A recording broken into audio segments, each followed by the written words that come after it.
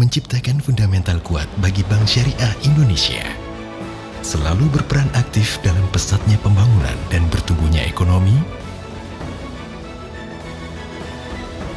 dengan berbagai inovasi produk dan layanannya yang ramah. Membangun Indonesia, membangun manusia. Bank Syariah Indonesia. Assalamualaikum warahmatullahi wabarakatuh. Alhamdulillahi rabbil alamin. Allahumma salli salatan kamilah wa sallim salaman tamman ala sayyidina Muhammadin alladhi tanhallu bihil uqad wa tanfariju bihil kurab wa tuqda bihil hawaij wa tunalu bihil ragaib wa husnul khawatim wa yustasqal ghamamu biwajhihil karim wa ala alihi wa sahbihi fi kulli lamhatin wa nafasin bi'adadi kulli ma'lumilak. Amma ba'du, para pemirsa akurat.co yang diberkati Allah Subhanahu wa taala. Alhamdulillah, kita bersyukur kepada Allah masih diberikan umur panjang, kesehatan, sehingga kita bisa berada di dalam bulan suci Ramadan, bulan yang penuh keberkahan, penuh rahmat dan pengampunan dari Allah Subhanahu wa taala. Pada saat ini insya Allah kita akan sedikit mengkaji tentang Islam dan semangat kebangsaan. Bagaimana hubungan Islam dan bangsa. Saya akan awali dengan firman Allah Subhanahu wa taala surat 49 ayat Al-Hujurat ayat 13. Allah berfirman, A'udzu billahi minasyaitonir rajim. Ya ayyuhan nasu inna khalaqnakum min dzakarin wa untha waja'alnakum syu'uban wa qabaila lita'arafu inna akramakum 'indallahi atqakum innallaha alimun khabir. Allah berfirman yang artinya, wahai manusia, ya ayuhan nas, inna khalaqnakum, sesungguhnya kami telah menciptakan kalian min dzakarin wa unsa, yaitu ada gender yang dzakar, laki-laki, wa unsa dan feminim, perempuan. Wa ja'alnakum syu'uba wa qabaila, dari laki-laki dan perempuan. Jadi bukan dari laki-laki dan laki-laki atau perempuan, tidak. Artinya laki-laki dan perempuan. Kemudian lahirlah syu'uba wa qabaila. Syu'ub artinya bangsa. Kemudian ada yang lebih kecil lagi, wa qabail, kabilah-kabilah. Tujuannya apa? Allah menciptakan berbangsa-bangsa, bersuku-suku, lita'arafu, agar kalian, kata Allah, saling mengenal. Agar kita ini saling mengenal dengan yang lain. Di Indonesia contohnya ada suku Madura, suku Jawa, Sunda, Betawi, Bugis di sana, di Makassar, di Medan, Batak dan seterusnya. Tujuannya apa? Apakah kita kemudian untuk berantem? Hebat-hebatan saya yang lebih mulia? Tidak. Tujuannya apa? Kita mengenal, oh suku Batak itu seperti ini.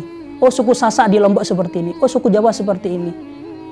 Ketika kita saling mengenal, kata pepatah apa yang mengatakan? Tak kenal maka tak sayang. Artinya, mafhum mukhalafahnya, kebalikannya. Kalau kita sudah saling kenal, artinya kita saling sayang. Mestinya seperti itu. Kalau orang sudah senang, biasanya saling sayang. Ini yang diharapkan Allah Subhanahu wa taala. Kalau kita melihat lebih luas lagi, kita melihat secara global lagi, kita akan bertemu ketika keluar negeri dengan bangsa-bangsa yang besar. Kita bisa ketemu dengan bangsa Arab, kemudian ketemu dengan orang Amerika, orang Eropa, yang bangsanya bermacam-macam, orang Rusia, dan seterusnya. Apa tujuannya kita saling berkenal dengan mereka? Apa kemudian saling perang, saling menindas, saling merendahkan? Tidak. Lita'arafu, saling kenal, saling sayang. Itu tujuan Allah menciptakan umat manusia. Makanya Allah mengatakan, ya ayuhan nas, wahai para manusia, bukan ya ayuhal ladina amanu, bukan wahai orang-orang yang beriman. Ini penting sekali kita pahami surat Al-Hujurat ayat 13. Dari sini kita bisa melihat bagaimana Islam mengakui adanya bangsa. Atau zaman modern sekarang mengakui adanya negara. Saya dalam kesempatan ini di bulan suci ini ingin mengajak teman-teman sekalian yang masih punya pemikiran Islam ini harus khilafah. Stop mulai sekarang. Zaman sekarang sudah bukan zamannya khilafah dulu.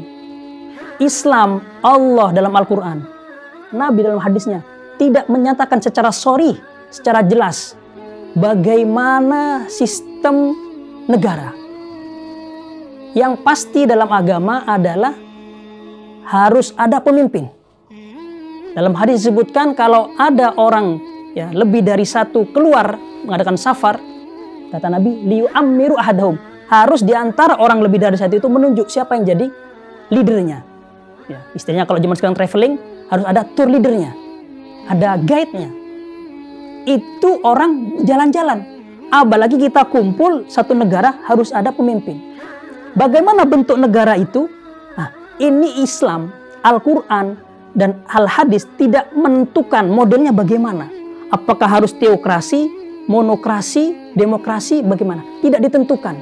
Tapi Islam memberikan rambu-rambu, memberikan aturan dan prinsip-prinsip.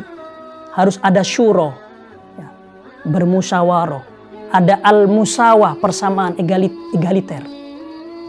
Ada semangat al-adalah, yaitu al-adl, keadilan. Nilai-nilai inilah yang mesti diambil kemudian dijadikan pijakan dalam membangun suatu sistem atau negara.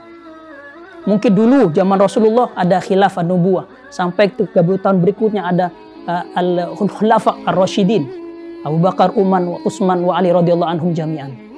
Kemudian setelah zaman khulafa ar-rasyidin bukan khilafah lagi, tapi daulah, dinasti Umayyah. Setelah itu berganti lagi daulah Abbasiyah. Setelah itu Utsmaniyah. Setelah itu sudah hancur khilafah menjadi demokrasi. Dan kemudian bersistem sudah terpecah-pecah negara itu. Apa dalil kemudian kalau ada yang bertanya, apa dalilnya dari Nabi?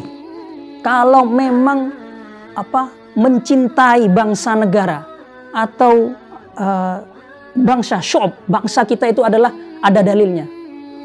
Nabi Muhammad SAW ketika beliau diusir oleh penduduk Mekah, beliau sebelum meninggalkan Mekah, beliau naik di atas bukit, ya, gundukan, kemudian melihat ke arah Mekah, dan kemudian Nabi berkata, ya, laula anna ahlaki akhrajuni minki makharajtu. Kata Nabi, wahai Mekah, andaikan pendudukmu ya, tidak mengusirku, ya, tentunya aku tidak akan keluar dari Mekah. Ini bukti bahwasanya Nabi mencintai negerinya. Nah, kalau bahasa sekarang yang viral itu adalah hubbul waton minal iman. Mencintai bangsa tanah air kita adalah bagian dari iman. Jangan sampai kita tinggal di tanah air, minum air Indonesia, tapi kita benci dengan Indonesia. Merusak, mengebom, mengacak-acak Indonesia. Jangan sampai, kawan-kawan. Sekali lagi saya mengajak, mari kita jaga tanah air kita ini menjadi tanah air bangsa, baldatun thayyibatun wa rabbun ghafur. Kurang lebihnya mohon maaf. Wabillahi taufiq hidayah. Wassalamualaikum warahmatullahi wabarakatuh.